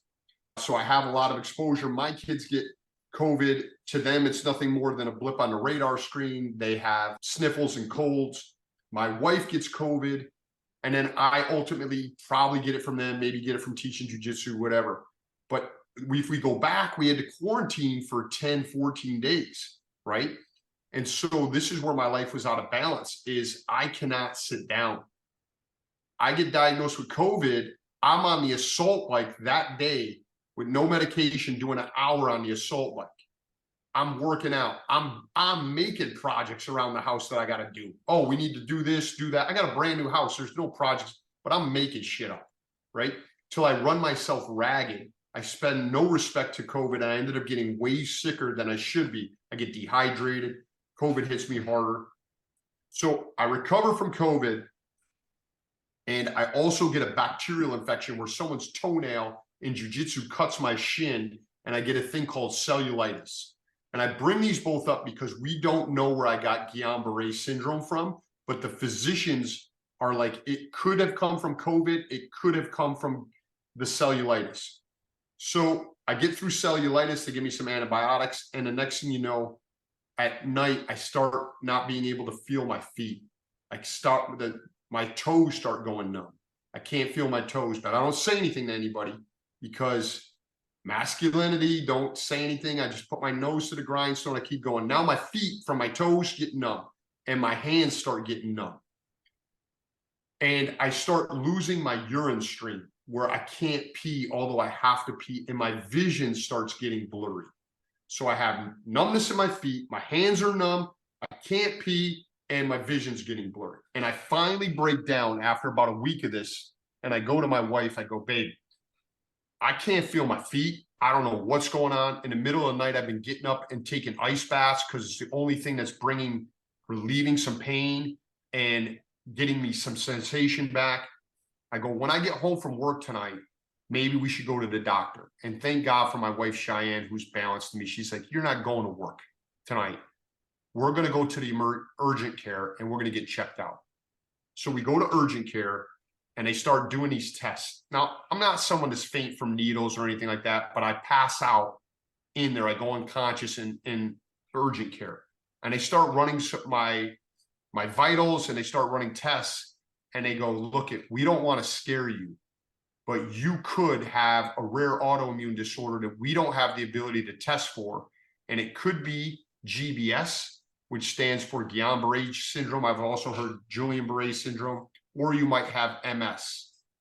So we recommend you go to the emergency room and the hospital a mile down the road. They will have to do a spinal tap on you, draw your spinal fluid out, and look at the proteins in there to see what you have going on. So I start getting weaker by the minute, where it is now difficult for me to stand up. It's difficult for me to lift my legs up. And now from my shin, from my kneecap down, I can't feel anymore. I got no feeling. I got no reflex in my knees, any of that. So we go to the hospital, and I'm like, I describe it as like a battery that's just being drained. It's hard for me to shake hands. I'm getting weaker. My whole life is defined by my physicality, and now I can't even call upon it. So they take me into the room. They do a spinal tap. They draw fluid out of my spine. And they said, it's going to be an hour before we can possibly find the results out. You are welcome to stay here, or you can, because I live a mile from the hospital, you can go home.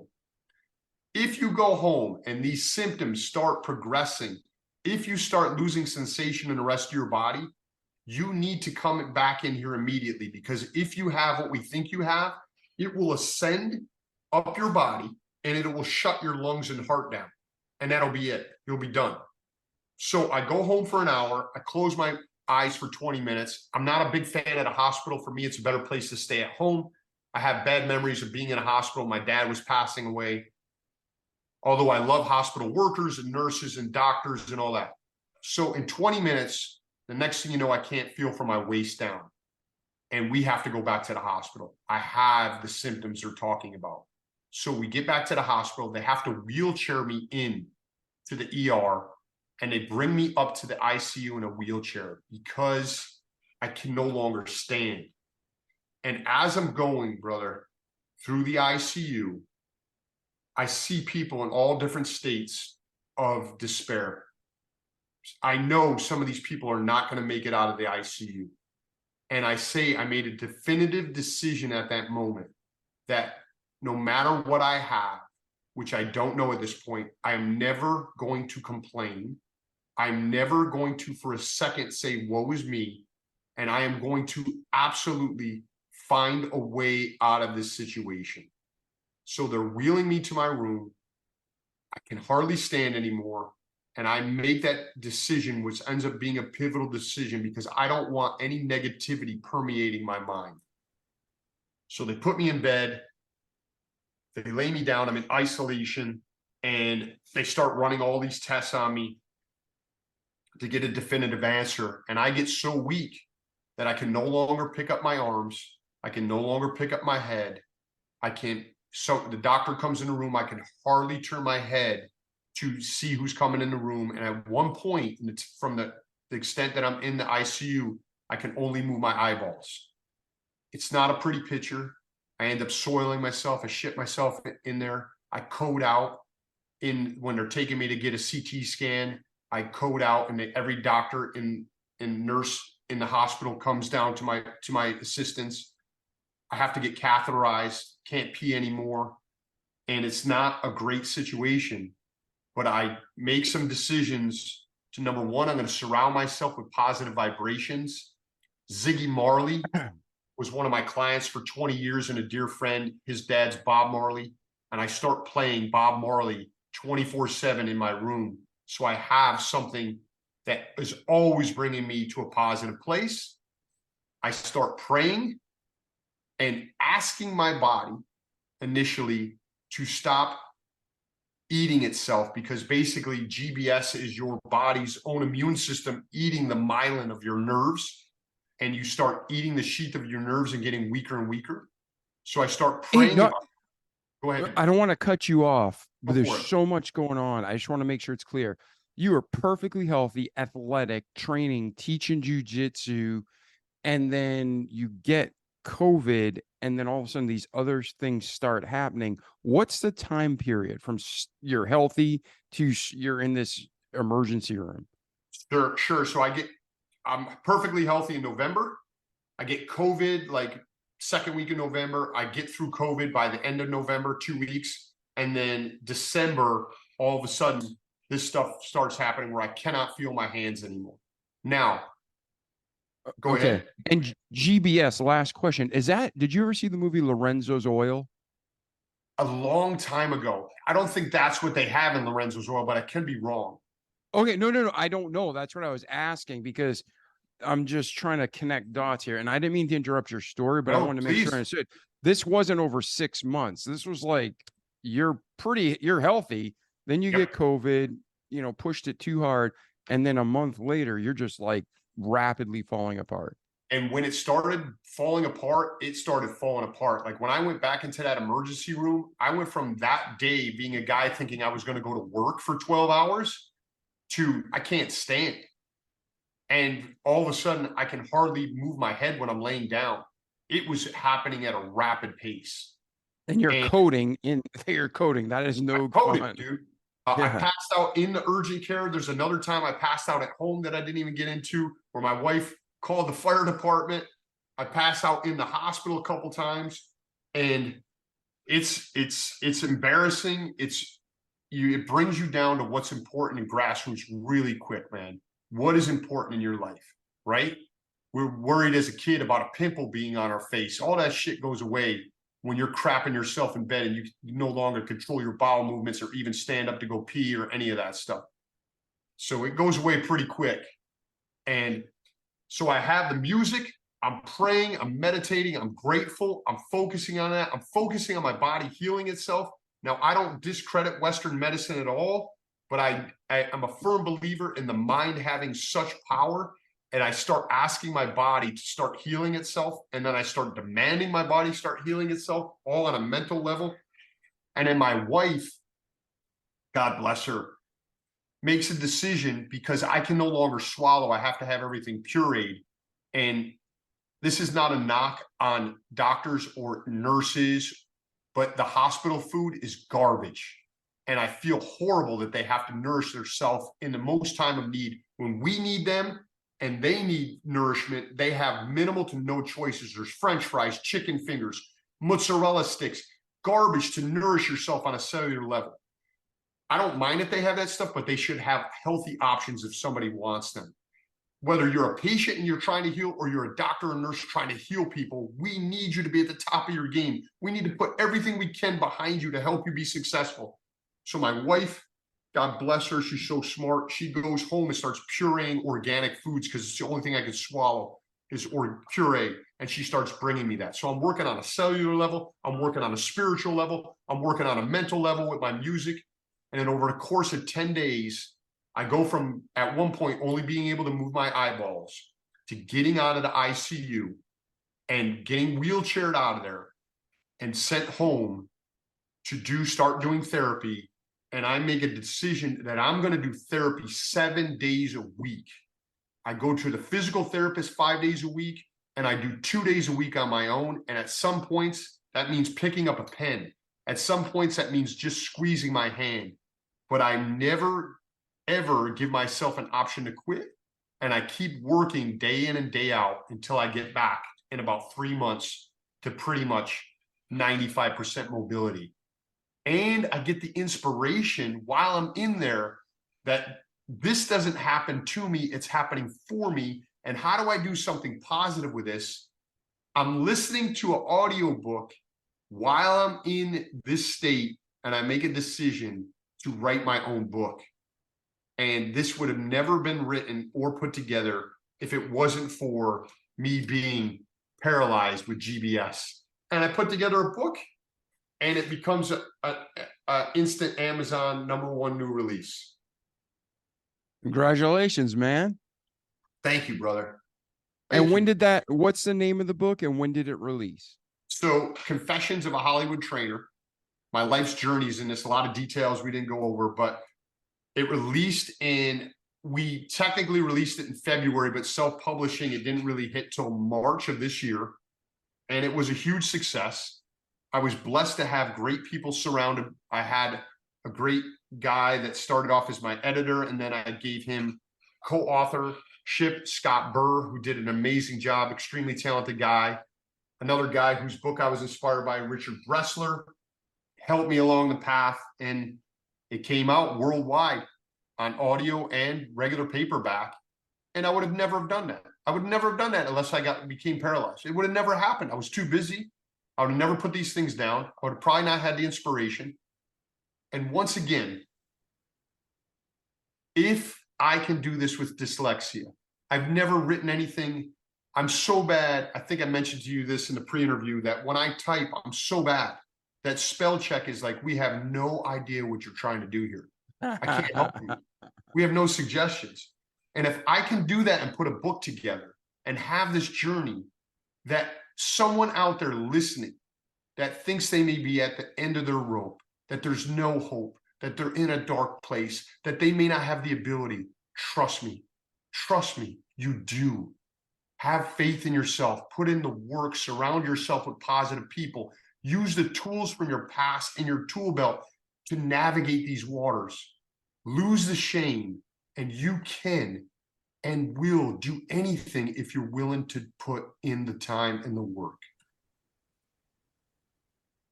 Man, that's fantastic advice. I mean, the whole episode, ladies and gentlemen, is packed with value and packed with just wisdom.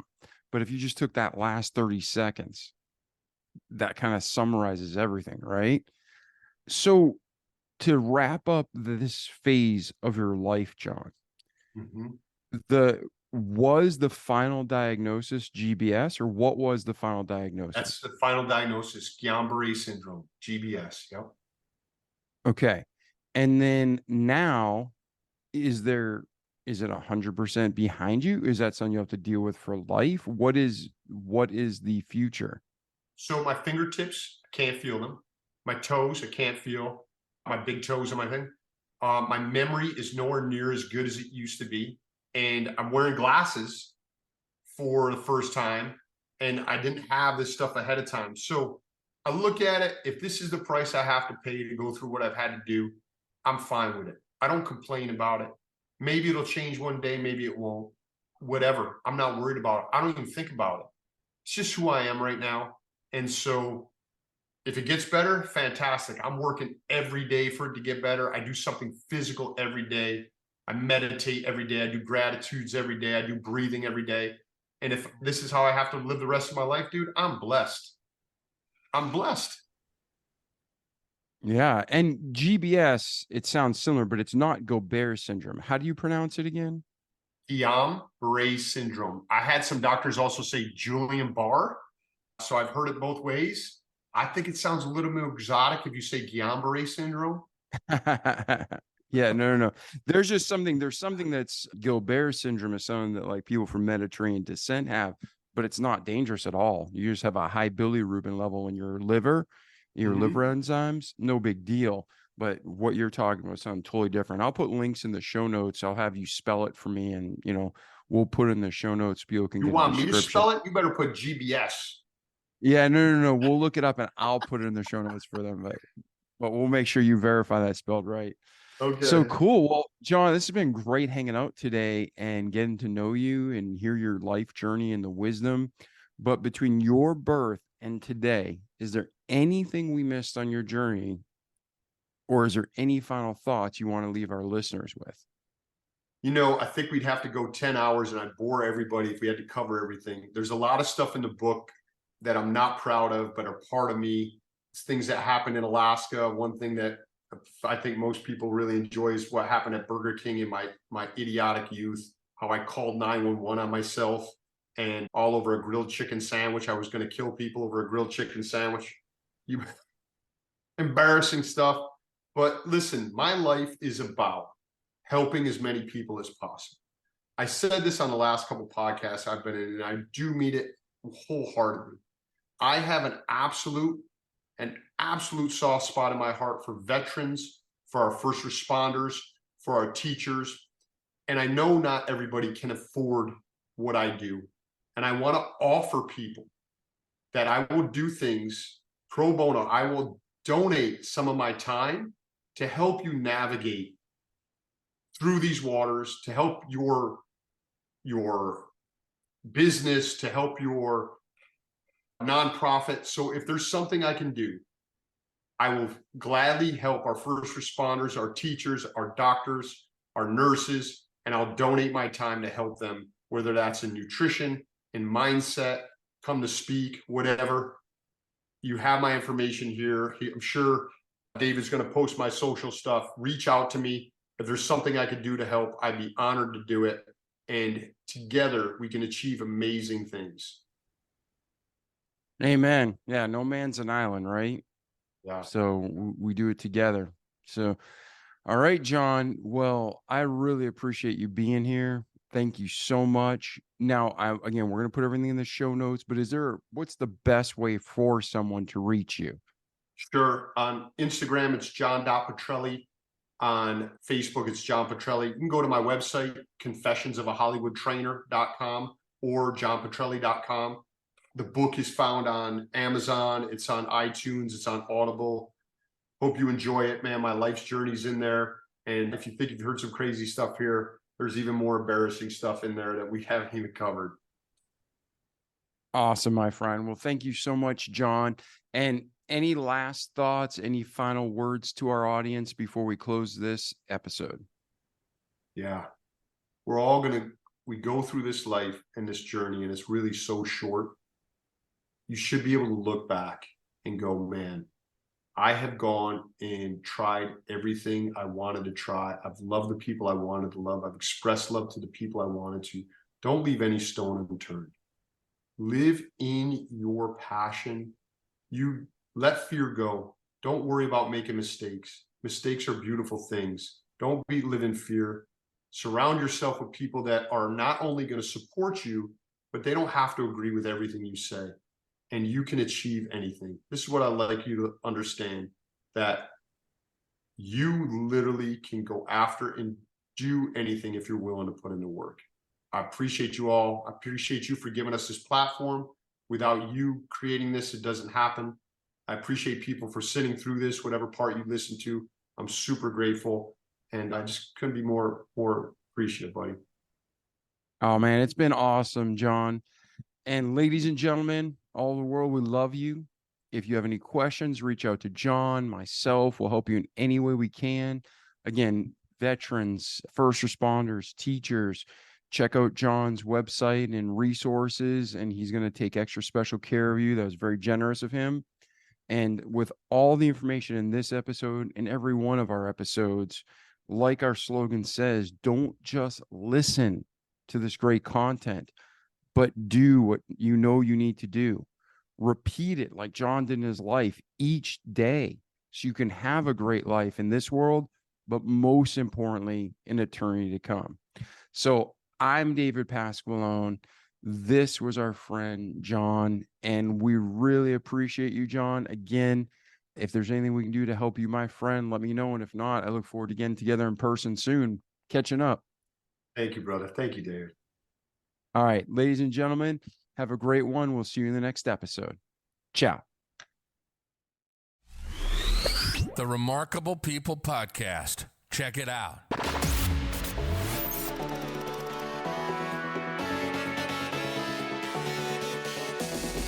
The Remarkable People Podcast.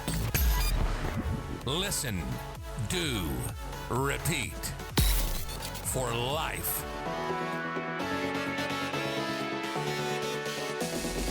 The Remarkable People Podcast.